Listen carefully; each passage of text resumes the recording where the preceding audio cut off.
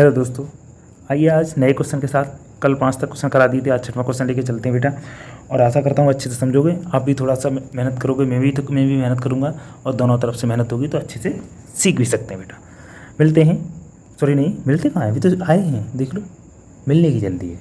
चलो कभी न कभी मिलेंगे आप, जब आप टॉप करोगे, अच्छे नंबर लेके आओगे तो फिर मिलते हैं। अभी तो क्लास में पढ़ते हैं। चलो पढ़िए बेटा। क्या क्वेश्चन देखिए, आपको स्क्रीन पर क्वेश्चन दिख रहा होगा, आपको पढ़ लीजिए आप जल्दी से। जल्दी आप क्वेश्चन पढ़ेंगे तो क्या क्या दे रखा है कि यानी वो कह रखा है कोण ए और कोण बी क्या है, न्यून कोण है, न्यून कोण है।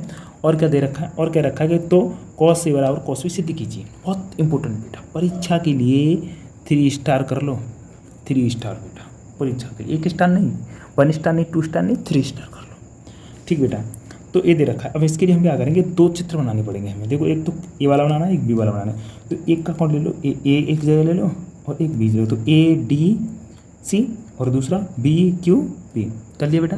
ये करने के बाद आपको कुछ नहीं करना, सिर्फ इतना करना है कि इसमें से कॉस ए, क्योंकि कॉस की हमें ज़रूरत है, जिसकी हमें ज़रूरत होती है, जिसकी हमें नीड होती है वही काम करते हैं हम। तो हमें कॉस की ज़रूरत है, तो कॉस हमने लगाया। कॉस क्या होता है कि कॉस होता है आधार बट्टे कड़। तो आधार इसमें क्या है, A D, Aadhaar A D है, मान नहीं दे रखा है, ए डी लिख लिया हमने। और कड़ क्या है, ए सी। ठीक है, कोई दिक्कत नहीं बेटा। इसको हम समीकरण फर्स्ट भी मान सकते हैं, क्योंकि दे रखा है सिद्ध करना है वैसे तो, पर ये प्रूफ कर लेना है। चाहे सिद्ध क्या करना है, दे रखा है सिद्ध क्या, हाँ ये दे रखा है, दिया है तो हमने मान लिया समीकरण सिद्ध क्या करना है, कोण ए बराबर कोण बी सिद्ध करना है बेटा। ठीक है, तो इसके लिए हमें समीकरण फर्स्ट मान लिया हमने, कॉस बी बराबर माना हमने, तो आधार बट्टे कड़ को तो सेम होता है। अब बी के लिए इसमें आ जाएंगे, तो इसमें इसका आधार कौन सा है, बी पी, तो बी पी अपॉन, और कड़ कौन सा है, बी क्यू, तो बी क्यू। बेटा दोनों यहाँ पर बराबर हो रहे हैं ना, तो इन दोनों को बराबर कर सकते हैं, नहीं कर सकते, आसानी से कर सकते हैं सर जी, क्योंकि बराबर ऊपर हो रहे हैं। तो यहाँ पर हमें कौन सा समीकरण फर्स्ट से हमने बराबर कर दिया, A D upon A C, A D upon A C और B P upon B Q. पर बेटा एक बात है, ये दोनों बराबर हो गए तो इसको यहाँ पर चेंज नहीं कर सकते, इसको यहाँ नहीं ला सकते सर जी, क्यों नहीं ला सकते। तो A D upon B P को यहाँ ले आए तो B P, A D upon B P, और ए सी को यहाँ ले आए तो A C upon B Q. अब ये बताइए ए डी क्या है, ए डी इस पहले त्रिभुज में आधार है, बी पी क्या है, दूसरे त्रिभुज में आधार है, ए सी क्या है, पहले में कड़ है दूसरे, और बी क्यू दूसरे का कड़ है। तो यानी आधार बट्टे आधार और बराबर कड़ बट्टे कड़, यानी जब किसी त्रिभुज की 2 संगत भुजाओं का अनुपात, देखो मैंने लिख भी दिया है, तुम्हारी समझ में नहीं आए तो, किसी त्रिभुज की 2 संगत भुजाओं का अनुपात बराबर हो जाए तो सर्वांग के नियम से बेटा क्या होता है, तो 2 यानी भुजा भुजा एस ए एस क्या होता है, एस ए एस। ये आपने त्रिभुज पढ़ा है तो उसमें अच्छे से समझ में आ गया, और त्रिभुज नहीं पढ़ा है तो आगे पढ़ने को मिलेगा, और आप पढ़िए तो उसमें नियम होता है, अच्छे से समझ में आ जाएगा। जिन बच्चों ने पढ़ लिया है उनके और अच्छे समझ में आ जाएगा। तो एस ए एस के यानी सर्वांग के नियम से संगत कोण भी बराबर होते हैं, क्या होते हैं, संगत कोण भी बराबर होते हैं। या फिर ऐसे नहीं तो आप एक और बात सुन लीजिए, tan कर लीजिए, जब कॉट बराबर है तो उसमें गुणा कर देना, और छोड़ो इसे, ऐसे ही कर लो, यहीं से हो रहा है दोस्तों। भुजाओं का अनुपात बराबर हो जाता है, संगत भुजाओं का अनुपात बराबर, संगत कोण भी बराबर होते हैं।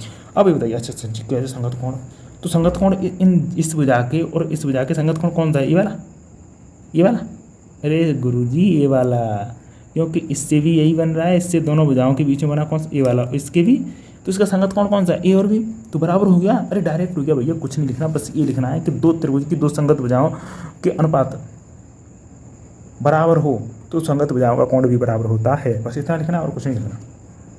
आप यहाँ से स्क्रीनशॉट ले लीजिए, क्या दिक्कत है, बाद में लिख लेना, अभी क्लास में जल्दी से समझ सकते हैं। तो अब क्या है, तो कोण हम डायरेक्टली लिख सकते हैं, तो कोण ए बराबर कोण बी, इत सिद्धम, कोई गलत करने वाला नहीं है बेटा।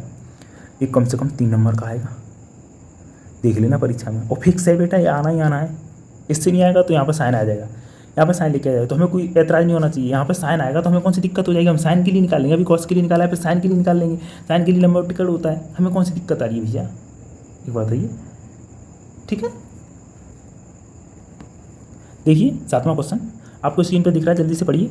स्क्रीन पर 7वां क्वेश्चन दिख रहा है, क्या क्या रखा है, बहुत ईजी है। क्या दे रखा है, कॉट थीटा बराबर इतना मान दे रखा है, तो इस एक ए वाला दे रखा है, एक वाला, दोनों का आंसर मतलब एक ही। पर आपने अभी क्या पढ़ा, आप हमने सिर्फ ये पढ़ा है सर जी, लंबवत कड़ पढ़ा है और हमने त्रिभुज पढ़ा है, यानी त्रिभुज की पाइथागोरस थ्योरम पढ़ा, और हमने कुछ नहीं पढ़ा। तो इसी के उपयोग से कर सकते हैं, वैसे से कई तरीके से कर सकते हैं, आगे बताएंगे। देखो त्रिकोणमिति के कम से कम एक क्वेश्चन के 10 टाइप हो सकते हैं। अरे 10 टाइप से तो हम ही कर देंगे, और हम तुम्हें करना भी सिखाएंगे, बस सब्र रखिए। कब, जब एंड में इसके लिए मिसकलन यानी जो कहते हैं ना विविध प्रश्नावली आती है, उसमें देखना तुम कितना आनंद आएगा। क्योंकि आनंद इसलिए आएगा कि उस तक हम जाएंगे, तब तक हमारे सब कॉन्सेप्ट और सब कुछ याद होगा हमें। अभी हमने सिर्फ क्या याद किया है, अभी हमने सिर्फ याद किया है कि लंबवट्टे कड़ और कड़ बट्टे आधार इनको मतलब ऐसा लाल बट्टे कड़ याद किया है और हमने यानी पाइथागोरस में याद किया है। इससे हम इसे इतना ही जानते हैं। साइन का उल्टा याद कर लिया है। साइन का उल्टा होता है कोसेक और कोसेक का उल्टा होता है साइन और कॉस का उल्टा होता है सेक, सेक का उल्टा होता है कॉस और ऐसे टेन का उल्टा होता है कॉट, कॉट का उल्टा होता है टेन। इतना हमने पढ़ रखा है। इसके बाद हम पढ़ेंगे तब पता चलेगा। तो अभी हम कुछ नहीं कर सकते, अभी इतना कर सकते हैं। पहला ले लीजिए, अभी कॉट बराबर इतना लिख लीजिए, कॉट बराबर कॉट थीटा बराबर जो दिया हमने लिख लिया। अब बताइए कॉट बराबर क्या होता है, लंबवट्टे आधार होता है, हमें अच्छे से पता है क्योंकि क्या होता है देखो इसे मत भूलो, इसे याद कर लिया करो, लाल बट्टे कट्टा। तो पहले आता है साइन, फिर कॉस, फिर टेन। तो टेन के लिए होता है लंबवट्टे आधार और टेन का क्या उल्टा होता है, तो ये ऊपर पहुंच जाएगा तो ए बट्टे एल, यही है बेटा, कोई दिक्कत नहीं। तो बस पाइथागोरस में लगा दो। हमारे पास ए भी है एल भी है, के नहीं है, तो दोनों का वर्ग करके जोड़ दो तो यानी 113 पर अंडू लग जाएगा बेटा। 113 पर हमने अंडू लगा दिया। अब इससे यहाँ पर हम निकाल सकते हैं किस की मान की जरूरत है, हमें जरूरत है देखो कॉस थीटा की और साइन थीटा की जरूरत है। तो हम निकाल सकते हैं कॉस थीटा निकाला, कॉस थीटा होता है आधार बट्टे कड़, होता नहीं होता, यहाँ से देखो बीच वाले पे आता है आधार बट्टे कड़ और साइन का क्या होता है लंबवट्टे कड़, पहली पे आता है लंबवट्टे कड़। तो दोनों का मान निकाला तो आधार क्या हमारा 7 है और कड़ क्या 113, अंडूड में 113। ऐसे साइन की लंब क्या हमारा 8 है और कड़ क्या है अंडूड में 113, दोनों की निकाल लिया।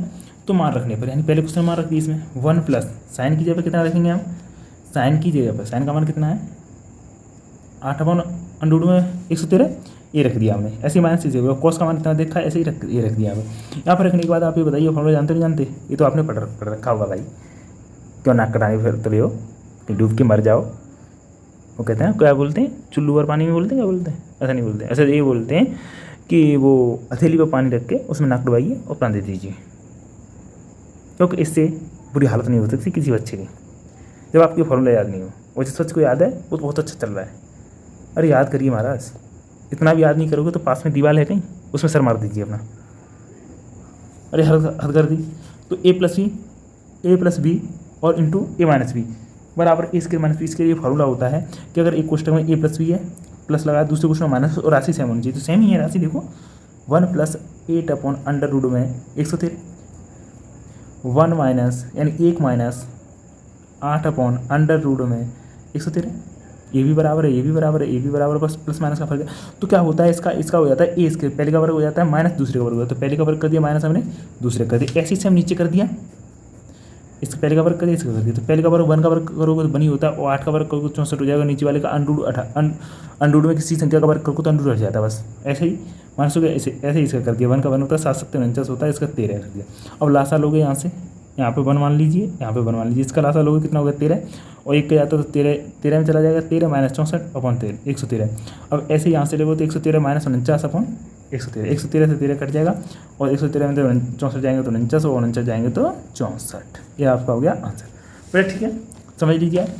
इसी तरीके से दूसरा पूछ रखा है कॉट, इसका मतलब सेम यही है, जब फॉर्मूला सीख जाओगे तब बताएंगे। पर अब ये क्या है कॉट इसके थीटा बराबर, तो कॉट इसके थीटा को ऐसे लिख सकते हैं, कॉट थीटा का वर्गमूल, सॉरी हाँ वर्ग लिख सकते हो ना। तो अब इसका मान कितना है, इसका मान अरे सर ये दे तो रखा है, कहाँ दे रखा है, देखो कॉट थीटा और 7/8 तो 7/8, 7 का वर्ग करोगे 49, 8 का वर्ग करोगे 64। ये तो पता होगा, ये भी नहीं पता है, अरे सुधर जाओ।